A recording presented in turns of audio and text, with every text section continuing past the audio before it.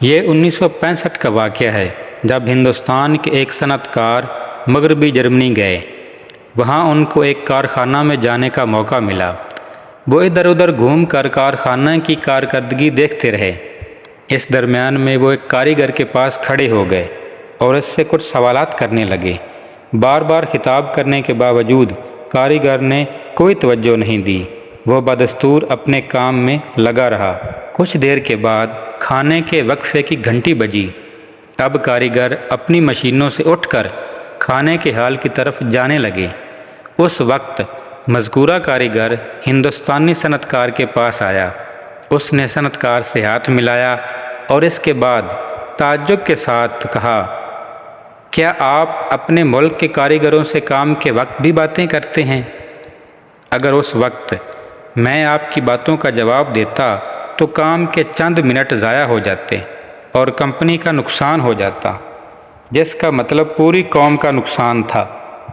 ہم یہاں اپنے ملک کو فائدہ پہنچانے آتے ہیں، ملک کو نقصان پہنچانے کے لیے نہیں آتے۔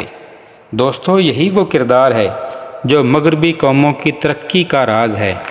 1945 میں اتحادی طاقتوں الائیڈ پاورز نے جرمنی کو بالکل تباہ کر دیا تھا، مگر صرف 25 سال بعد دوبارہ جرمنی پہلے سے زیادہ طاقتور بن چکا تھا۔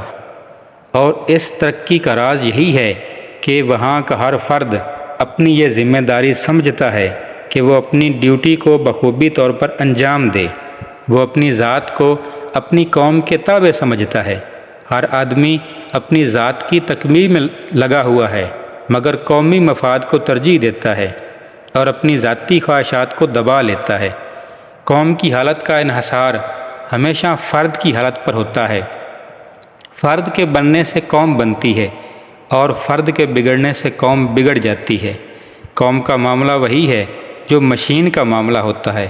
مشین اسی وقت صحیح کام کرتی ہے جب کہ اس کے پرزے صحیح ہوں۔ مشین بنانا یہ ہے کہ پرزے بنائے جائیں، اسی طرح قوم بنانا یہ ہے کہ افراد بنائے جائیں۔ فرد کی اصلاح کے بغیر قوم کی اصلاح اسی طرح ناممکن ہے جس طرح پرزے تیار کیے بغیر مشین کھڑی کرنا۔